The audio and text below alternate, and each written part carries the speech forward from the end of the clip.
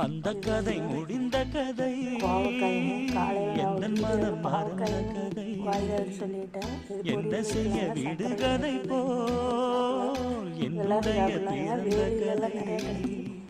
காலங்கள் தான் போன பின்னும் காயங்கள் ஆறவில்லை, வேதனை தீரவில்லை.